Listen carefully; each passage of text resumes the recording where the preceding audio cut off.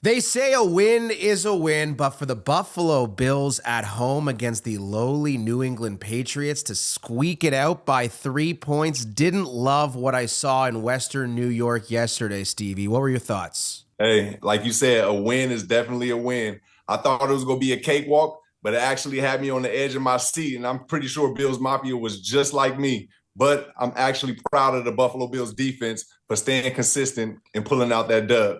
I guess a letdown is inevitable at some point, especially considering the last 2 weeks, Chris, that the Buffalo Bills had. The Rams game, the Lions game, very emotional games, a ton of offense both ways, but didn't love it. I mean, it was just almost a lackadaisical performance. Didn't seem like the Buffalo Bills brought their A game by any stretch against New England.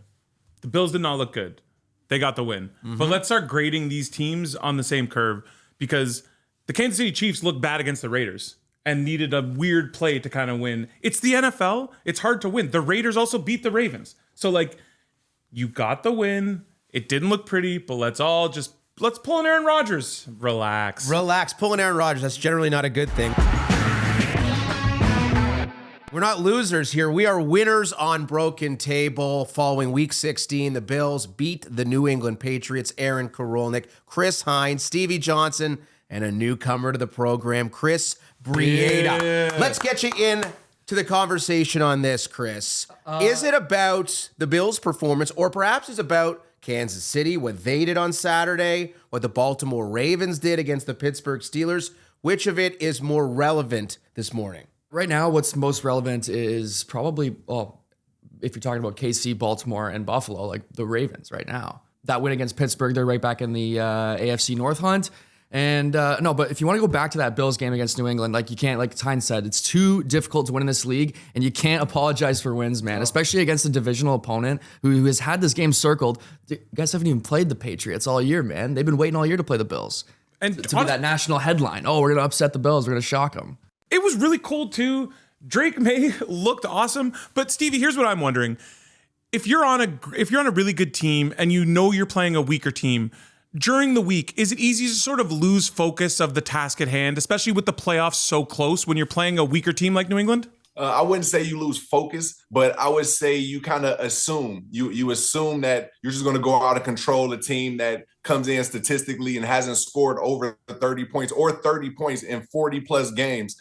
And what your team is, they've been scoring 30 in the past 8 games. And they were only one touchdown away from even having 30 points again, even though this game was full of surprises and opportunities that were missed that we're used to seeing the Buffalo Bills make. So still to get that W, like Chris was saying also, you can't apologize for it. We got the W and got to move on and clean up for the next week. This was always going to be a problem for Buffalo, or perhaps not a problem, depending on how you look at it. The schedule at the end of the season were full of joke squads. The Patriots, the Jets, the final 3 weeks of the season. Buffalo's not playing top AFC teams like Baltimore is, like Pittsburgh is, like Houston is, like Kansas City is. So depending on how you look at it, those teams have really condensed schedules against conference opponents. Meanwhile, Buffalo's looking across the field and there's a rookie quarterback, there's Gerard Mayo, there's the Patriots, who probably won't be good again for a decade. I think we're coasting. And then the Jets, of course, as well. So it's an interesting dichotomy for the Buffalo Bills in that you look at it in the lack of competition that they have down the stretch. You still got to play the games. You still got to win. But the other teams in the AFC are playing quality opponents that they could very well see in the playoffs. I don't know what's the better outcome. Well, I think from the Bills right now, what they need more than anything is health. Yeah. And it's like this defense has looked a little rough over the last 3 weeks, but the last 2 weeks specifically, playing without three of your 5 starters in the defensive backfield and no Matt Milano yesterday. So you're missing 4 starters. Your defense was rough early. It really shored things up late. So what's most important right now for the Bills is health. And based off of what happens on Christmas, the 2 seed could be locked up. If the Chiefs win and the Ravens lose, then that 2 seed is done. So then you can rest guys for those last 2 weeks and kind of get the injury help you need going into the playoffs. The hands of Josh Allen have to be a concern in the report. Pre-game from Ian Rappaport that Allen's been playing with a broken left hand all year. No surprise to anyone who's been watching the Bills. But he's shaking the right hand quite a bit, Stevie, throughout the course of yesterday's game. What are your takeaways from Allen's hand problems at the moment? Yeah, it's something that you definitely do not want to see, especially on the throwing hand. But, after listening to his conversation in his media interviews, he didn't sound too worried. So I'm not going to be worried about his hand at all if he's not worried about it. So, we saw what happened in the play where he threw the ball and it looked like he either got hit, but he said it was numbness that he couldn't feel his hand, although it was actually 9 degrees out there, plus getting your hand hit on the helmet or in between the pads is crazy. So I can understand that. But again, I'm going to go back to like I started off with. When Josh started speaking to the media, he didn't seem too frantic about it. So, I won't dig too deep into it. Mini heart attack for myself when I saw him shaking it like that. And yeah, the explanation was perfect. Hit the elbow, lost feeling. Funny bone. The old funny bone. Remember you hit your funny bone as a kid? Nothing funny about that, No, that visual. unpleasant. But yeah, apparently everything's okay. But Stevie touched on what he said after the game. And let's listen to a clip right now about the vanilla schemes the Bills are running. We're at a weird spot right now where, we're still fighting for the 1 seed, but we don't control our own destiny. And as an offense, it's how much are we willing to show? Are we wanting to go extreme and show everything in our arsenal? When there's a line that you got to toe. But at the end of the day, we're just trying to go 1-0 each week and find a way to win against these guys. So that's really interesting in that heading into the game, there are 3 weeks left in the season, and Allen and McDermott and Joe Brady, they're holding back plays, worried about potentially what the Chargers or the Broncos or the Texans might be able to scheme up against them. Is that commonplace in the NFL when you're kind of locked into one of the top seeds in a conference to maybe hold some stuff back so your opponents aren't able to get a look at what you're trying to accomplish? You know what, AK? In the past, yes, that was common. You don't want to give up anything because you know how things go. The players are preparing for all of these plays in the script. However, in this new era, this new day and age, it doesn't matter. I think the Buffalo Bills got to take on that mindset. I think when Josh Allen spoke these words, it was just something that was out of habit. Something we don't want to give away our secrets. We've heard that year and year over and over. But now it doesn't matter. As you see with the Detroit Lions, they're doing a trick play every other week. So what I'm trying to say is, the team is not going to be prepared for just one play. You're one of the best quarterbacks in the league. You can run, pass. Your options is crazy. So it don't matter what kind of trick play you call. Don't be vanilla. Continue to attack and continue to be diverse and dynamic in that offense. I don't want to see them holding back. I don't even like that mindset. Yeah, I don't think they need to hold back either. I mean, Ben Johnson, they kept asking him at the start of the year when the Lions were pulling these plays out of their ass, like, are you worried about giving too much away? And he's like, nah, like the well is deep. That's literally what he said. Right. The well is deep. I respect that. And it's like, man, especially with the Bills too. It's like if teams are gonna scheme up for the Bills offense, like Josh Allen is one of maybe 2 or 3 quarterbacks in the NFL. He's a scheme breaker. It doesn't even matter. Like your scheme doesn't matter when Josh gets out of the pocket. So like, I don't know, man. Get tuned up before the playoffs. We saw it with Detroit. Do we even believe Josh Allen with what he said? Was he just making an excuse for a really bad performance against a really bad football team? I wouldn't even say excuse. Nah, they go attack in the comments, but it's just him just answering the questions correctly. That's what I feel. He's a true pro. Honestly, I look at Detroit yesterday when they run that fake falling play, and it's true to what you just said about Ben Johnson. Detroit is still, there's tons of stuff that they can do. I understand maybe you might not want to put something on film, but like the Bills are sort of in no man's land here because that 2 seed could be locked up by Christmas. And like, then what happens? Say if the 2 seed's locked up on Christmas, I'm guessing you don't play Allen in week 18, but do you play him against the Jets next week? It's rest versus rust. It's the eternal debate at the end of any professional sports season. 2 weeks might be too much rust. 2 weeks is a lot. And Stevie, I mean, you're better equipped to answer this question than the three of us here. I mean, 2 weeks left. What type of workload? As far as putting Allen or the top guys out there, how would you want to approach that? Assuming that the 1 seed is out of the question. Yeah. Yeah, the way I see it, the Bills earned this position, to be in this position by winning games consistently, by diversifying their offense, their defense staying consistent, and they got to utilize that preseason game. They got to utilize that type of a mindset. Play them first half, maybe first quarter. Who knows? I wouldn't sit the entire game because you don't want to have that rust like you guys talking about. You don't want that going into the playoffs. You want somebody that's been through the motions over and over, not as much, but I mean, a quarter, 2 quarters, that's what I'm for. When it comes to the Bills, let's work under the assumption that they will be the number 2 seed. It's a virtual certainty at this point. I'll throw it to you, Chris. Is there one team that's currently in the playoff picture? And I think everyone's looking at Cincinnati and thinking, oh, I hope Burrow and Chase don't get in. It's still unlikely that they do. Let's look at the Denver Broncos and let's look at the LA Chargers. Which of those teams scare you the most as a potential first-round opponent for Buffalo? The team that plays in California inside the LA Chargers. And the only reason I say that is because they have the best quarterback out of those 3 teams. And I would also say they have the best coach out of those 3 teams. Like, I think that's a game where the Chargers come into Buffalo. Look, Buffalo's probably going to win that game. Like, LA, hot weather team. They're going to be uncomfortable. I would take Buffalo, but I'm just saying, like, Harbaugh and Herbert. The way the Chargers' physicality, also, that's a team built for playoffs. And I know it's like around 10-1. I'm afraid of the Bengals. I'm still afraid of the Bengals. I've been afraid of the Bengals for 2 years now. They came to Buffalo and they beat Buffalo. Yes. It wasn't that long ago. And Burrow's there. Chase was there. Higgins was there. It's at 10-1 on FanDuel. That seems like a must bet because not that much has to happen. The Broncos have to lose too. And Cincy has to win out.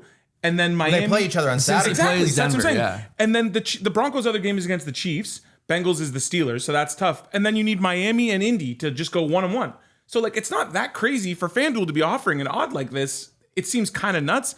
And I don't think anybody wants Cincy. Cincy the team, Stevie, that you'd most like to avoid if you're the Buffalo Bills in that 7 seed? Yeah, well, since you guys chose those 2, I'm going to say the Broncos then, just because if I say I don't want to see them, we might run into them. And I'm extra confident in the Buffalo Bills to beat them. Even though they're a good team, a nice young squad, fresh, just like what we saw from New England Patriots. And Drake May coming out and looking like he's going to be something special for that team as they continue to build around him. That's the same I see with Bo Nix. But at the end of the day, the Buffalo Bills are a superior team to all of those teams, I would say, even though the Houston Texans beat the Bills early in the season. But that was a different dynamic of the Buffalo Bills that we saw. Yeah, man, that Houston injury, the Tank Dell injury, the broken leg, man, that's a crippler for that entire organization because they already lose Stephon Diggs. Now you lose Tank Dell.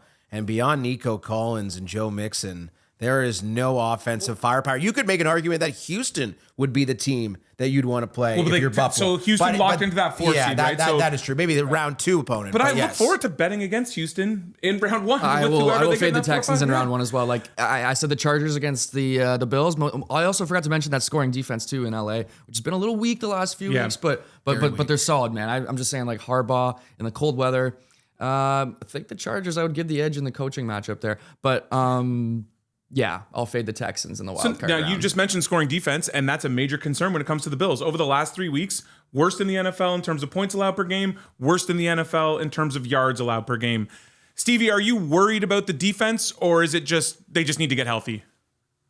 No, I'm not worried about them, and I'm not even worried about their health because they've shown depth. And what that staff and that organization has shown is they've built a good culture there and a good mindset. You saw with Cam Lewis coming in, he played at safety, he played at corner. He sometimes didn't play, but when he got in, he was making plays and he missed a few plays. And after hearing what he was saying mentally, like he's strong, he's mentally strong, and that team is mentally strong. We didn't expect this defense to be the number 1 defense coming into the season. We knew we had work to do and pieces to put together. And what we've shown is consistency. Like I said, they've been a bend but don't break type of defense all season long. And they just showed it. They bent a little bit, but they didn't break. They didn't fold. All of Bill's Twitter backtracking massively yesterday when they were burying Cam Lewis in the first half. Then he makes that huge pick in the end zone. They're like, we're sorry. AK, you worried about the D? No, I'm not worried about the D at all. Again, when you're that compromised with regards to your personnel, I think it's inevitable that you have a drop-off. And these have been some really good teams, save the Patriots, that the Bills have played the last couple weeks. I mean, Stafford, Puka Nacua, Cooper Kupp, Kyron Williams, and the Rams, they put up 40 on the Bills. And we know what the Detroit Lions, your Detroit Lions, Chris, are able to do week after week offensively. So, no, there's no concern. And I think once the playoffs roll around, it's a completely different mentality as well. The Bills will be playing at home. We know how dominant this team is at home. And once they get healthy, they have that advantage of these games down the stretch that likely will mean nothing, so they can rest guys, get them ready and ramped up for early January football. No concern on my end. Now, today, December 23rd, is Festivus. So we should have a little airing of the grievances when it comes to the Bills. So here's my thing. My airing of the grievances to the Bills that makes me mad. Can you just please stop no-showing early in games? It just happened. Like this team, when they're clicking, looks unstoppable. But how many times have we seen a slow start like that? It's like, just show up engaged and play a good first quarter, please. That would be nice. Maybe they like playing from behind. It kind of gets the juices flowing. You build a little bit of a deficit, and you have to overcome it. You know what my airing of the grievance would be is that they're not using Amari Cooper. And it's just really peculiar how you trade for a guy, give up a third-round pick, a guy as accomplished as Amari Cooper. And I get it. In the playoffs, I guarantee he's going to be utilized a lot more than the Bills are using him now. He's barely getting targeted. And we saw that game against the Rams when Cooper, I think, had double-digit targets. Yeah, and then the next week he had 0. And then next week at 0, and I don't know how many he had yesterday, but it wasn't a very robust. I think he had 1 catch yesterday. 1 catch. I mean, yeah, he's barely getting used. They got to figure out a way to incorporate Amari Cooper a little bit more. I know Cooper's being the good soldier and saying all the right things about his usage, but I'm sure he's looking around. It's like, why'd you guys trade for me if you're not going to throw me the ball? The thing I would say, which it probably won't happen because the Bills just had their close call in their next 2 games. I'm sure they'll probably thrash their opponent. But I want to see Sean McDermott have a little bit of a stressful situation in the last 2 minutes, and I want to see him handle it properly. That's what I want to see. You and every Bills fan. Hey, but maybe we got to wait for the playoffs for that to happen, and that'll be the exam. But I want to see it. I want to see him sweat a little bit and handle it properly. Use those timeouts properly. Yeah. Call the right plays. But hey, I don't know. I think everyone would like that. Anything come to mind for you for a grievance, Stevie? The offensive line got to stay locked in, although they played really well and they played together. But still, it was a couple of those penalties from the O-line and the D-line that I felt like, those were not, I don't say drive killers, but it was momentum killers. And in the playoffs, we need all of that. We don't need, bonehead penalties. We'll take a pass interference, on a tight coverage. That's cool. But, we got to eliminate those penalties. 73 yards, I believe, was too much. That's almost a whole football field. Yeah, Spencer Brown had a couple bad ones yesterday. And Spencer Brown's been awesome. Love Spencer Brown. But I think he leads the offensive line in penalties. He's around 13 or 14 this year. But Stevie called it on the defensive end. If the Patriots are racing against the clock, take a pass interference every single play. I think the Pats ran 12 plays inside the 10 or something like that. Not an efficient red zone offense. Is that what you're implying? So let's transition to the rest of the AFC. And here's my question. Are the Chiefs rope-a-doping us? Because the more I see them, the more I'm like, are they going to win the Super Bowl again? Like how we doubted them. Well, Stevie didn't doubt them. I doubted them. And now I think they're going to win the Super Bowl again. What's happening? What is happening? Well, you know what? Number one is they're getting healthy. And seeing Hollywood Brown back in that lineup, that guy's a good player, a really good receiver. And he showed up in his first game with Kansas City. Worthy looked really good. Hopkins really wasn't anything in their game on Saturday, but DeAndre Hopkins is going to bring it. Travis Kelce is going to bring it. Isaiah Pacheco is going to bring it. They're deep offensively, and we know they have a very stout defense, and we know they have Andy Reid, and we know they have Patrick Mahomes. The Chiefs should be the favorites to win the AFC because they have the 1 seed. And if you have the 1 seed, you have the bye, and you have home field advantage all the way throughout. You should be the favorites, and Kansas City is in its rightful place, in my opinion. Yeah, I agree. And Xavier Worthy's also coming on there. Yeah, I was looking at the numbers. 11 targets 2 games ago, 11 targets last game. So they're looking at him, they're giving it to him. Man, I feel he's too electric of a player to not give the ball to. It seems like they're looking good. They're looking good. Baltimore looked really good too on Saturday. I mean, I know it's Pittsburgh who are a little bit fugazi, to use a basketball island term, but there's no denying the reality that they still have Lamar Jackson. They still have John Harbaugh, who I think is a really quality coach. And they've got a hell of an offense with Zay Flowers and Derrick Henry and amongst many others who can pose some serious problems. In the AFC, there's 3 teams. Yeah, we've been saying it. And I know, unless Cincinnati gets in, if Cincinnati got in, there would be 4 teams. Because I do believe Cincinnati could do anything if they got into the playoffs because they've shown in the past. But is there any doubt in your mind, Stevie, that it's just those 3 teams as currently constituted with Kansas City, Buffalo, and Baltimore at this moment at the AFC? Yeah, definitely. You called it. Like I like the Pittsburgh Steelers, but I don't have that 100% confidence in them with the numbers that they're putting up. The Baltimore Ravens, again, that's a team that dominated the Bills, and they just put up 34 points last week. This late in the season, I don't want to see them rolling going into the playoffs if we had to match up with them. The Kansas City Chiefs, I was talking with our TSN partner Sarah, and I the equivalence of the Chiefs is like the bouncers in a club. You know, anybody trying to get into the club, the quote unquote Super Bowl, you got to go through the Chiefs. No matter how they're feeling, if they're limping in there, if they're strong, you got to go through the bouncer, and that's how I see it. The Bills are going to have to go through one of those two teams to get to the Super Bowl. You have any issues with bouncers in your days, Chris? Well, I was gonna say he was just referencing Sarah. She big timed me at a Christmas party on Friday. Really? So just saying. Please elaborate. Maybe girls. Off air, I'll fill it in. Big timed you. She big timed me. Wow. Yeah. Just saying. Is stunning. She already got 2 Super Bowls, brother. You know that's how it is when you rolling with the Chiefs Kingdom. Let's talk NFC, and I'll break you down off air on that one. Detroit now is back to being everyone's darling. Last week everyone was saying Philly, and obviously they had to play with Kenny Pickett, and they still almost win that game. But a crazy game. Now Detroit's back to being the favorite to win the 1 seed. I will still continue to write off the Vikings and not believe in the Vikings, but are we back to being Detroit being the number 1 team in the NFC? Chris, this is your squad, so you can start. Cautiously.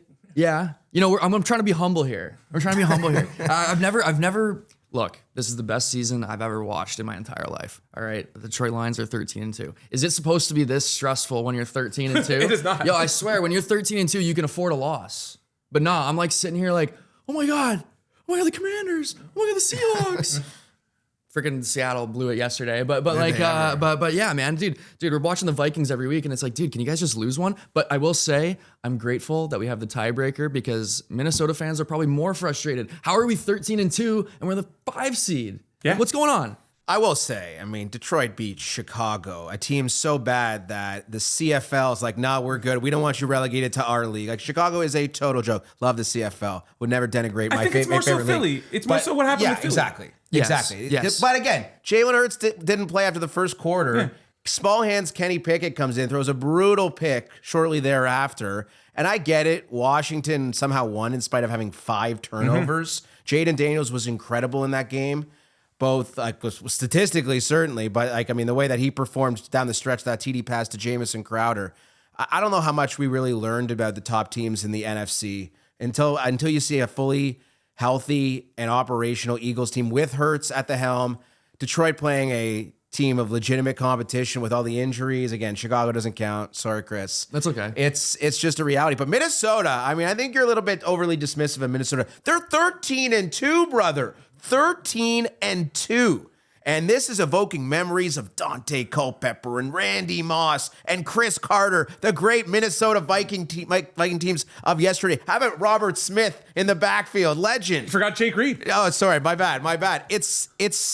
I'm looking at it now, and Darnold week after week.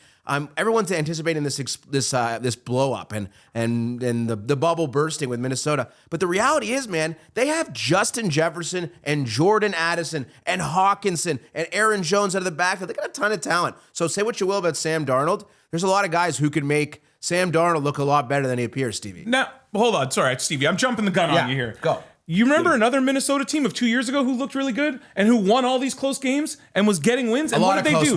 They showed up in the playoffs and they lost to Daniel Jones and the Giants. Ooh. So there's a skill to winning close games. KOC should be coach of the year, but there's also randomness to winning these close games. And I cannot wait to bet against this team in the playoffs. You're going to take Atlanta over Minnesota? No, I didn't say that. That's the likely matchup. Oh, can't wait to bet against this team in the second round of the playoffs. They'll have their chance. They'll have their chance. That's what I feel with the Minnesota Vikings. Salute to what they've been doing. You know, they've been a solid team. Darnold's been holding it down. But they'll have their chance to say that they're the number one in that division, in that conference. But right now, it was Detroit and Philadelphia for me. Detroit's injuries kind of got me thinking twice now with Philadelphia being that running team, doing some crazy good things. But then when they went down with Jalen Hurts, it was like, can you really, give a real, example of what what this team is without their starting quarterback. That game probably could have went a different way or could have been managed a different way. So I'm still going to go with Philadelphia Eagles in the NFC. That game was very close to going 21-0. Like it was 14-0. Eagles looked to be in control. So to Stevie's point, I understand it. I get the pause with Philly. Rams are playing really well too. I called it 2 weeks. That was my bet. I got it. I think it was 14-1 to win the NFC or 16-1 on FanDuel to win the NFC. You're gonna bankrupt FanDuel, our favorite sponsor. Come on, what are you doing? Rams 8-2 in their last 10 as well. Yeah, dude. I've been asking, I've been talking football with people for the last week, and I keep asking them the same question. And I will ask the three of you this: in the NFC, who is the best quarterback? Take your time to think, but the answer is Matthew Stafford. It might take you some time to get there. You might not realize it, but they have the best quarterback. They have the best coach. That is supposed to mean something. So, like, yeah, I think you can get it. What'd you say it is? 9-1 right now to win the NFC? I believe so. That's the number. Before this gets posted to YouTube, make sure everyone go and bet that, because the line's going to change when they see that you're this man moves markets. Oh, maybe in Canadian football, maybe let's see the NFL. But it's an interesting idea, and you're right. You think you could argue that they have the best coach and the best quarterback. Easy. And no one is even giving them much of a chance. But this is a defense that is compromised. I mean, we saw what Josh Allen did to them just a couple of weeks ago. But they really stifled Aaron Rodgers and those Jets on the road in cold temperatures in New Jersey, not New York, where the Jets play at MetLife. But I don't know what that really means. Actually, I do know what it means. It means literally nothing because the Jets stink. And beating them is not much of an accomplishment. But you got to play the games, and kudos to the Rams for getting it done on Sunday. You made a very interesting point there about the Jets playing in New York and New Jersey, and that will play center stage in. I took it to the streets this week. Okay. It wasn't a street or same game parlay, but it was holiday season trivia where we were giving away some prizes. Let's take a look. You were right. You stunk. Keep walking, pal. NFL trivia or Buffalo Bills trivia? NFL. Okay. But if Josh Allen's the answer, can I take it now? You never know. Who's the greatest team in the world? Josh Allen.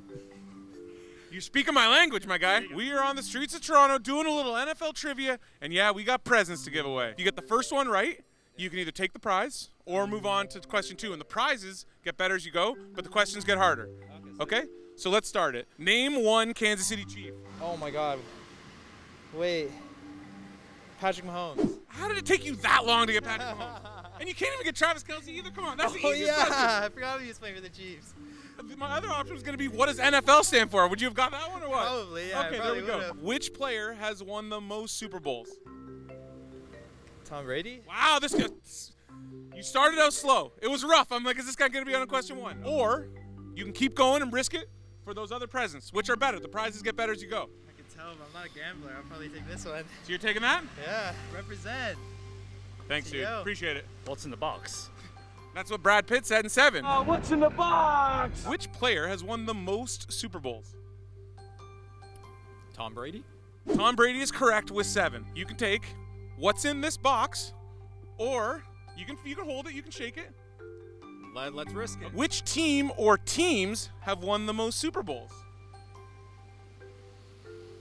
It's gotta be Patriots are up there. I want to say like the Steelers. You are correct. This guy. You're 2 for 2. You got them both. Pittsburgh and New England both have 6 Super Bowls. Now, if Steelers were going to win their 7th Super Bowl, you can get them a pretty good number on FanDuel right now. I think I'll take the box. Okay, let's see what's in the box. Thank you so much. Which Bills player has the most touchdowns in franchise history? Is it Josh Allen? It is Josh Allen, correct. It was Jim Kelly. Josh Allen broke the record a couple weeks ago against the 49ers. Yeah. If you think Josh Allen's going to win MVP, you can go to FanDuel, get him at the odds aren't that good, but he's going to win it. I'm sure he's going to win it. He's a lock. He's a lock. Okay. Yeah. What is in the box? Or do you want to chance it and keep going? Keep on. We're keeping going. Okay, the box is going back. Josh Allen was the 3rd quarterback taken in the 2018 draft. Can you name the other 4 quarterbacks taken in the first round? Okay, this is tough. Okay, so Lamar Jackson. 32 overall, last pick in the first round. Oh, yeah, he was. Yeah, okay. Lamar Jackson was Baker Mayfield. Baker Mayfield, first overall pick. You're flying. You're halfway there. Are they still in the league, the other 2? So one is still in the league, 1 is no longer in the league. Good question. I'll give you a clue. The guy was drafted by the Jets, but no longer plays for them. Oh, Sam Darnold. Sam Darnold. Okay, 1 to go. Who is the last quarterback? No idea, man. It is Josh Rosen, the chosen Rosen, taken by the Cardinals. However, you can get the bonus question. Then you can go and keep going for the grand prize, okay? Josh Allen was once ranked top 4 in the USA in diversified crop production for 3 crops. The man is a farmer. He does it all. Everything. Can you name one of those 3 crops or name the current crop of the Allen family farm? Oh, wheat. Oh, whatever. Wheat? Corn, yeah. Corn or wheat? Wheat. You are correct. Wheat is the answer. Corn was incorrect.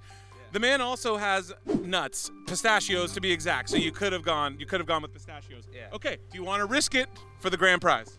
I'm gonna take this box. Taking that box. You're doing good, man. You know your football. Okay, cool. Let's go. Okay. The box is going back. How many teams play their home games in the state of New York? Oh, how many teams? So that's in the state of New York. Yep. Is Jersey in New York? No, I don't know. Jersey is. Right? I'd say. Oh, it's just the Bills, right? This man nailed it. Oh my God. Jersey is not in New York. Jersey, the Buffalo Bills, the only team to play their home game in New York.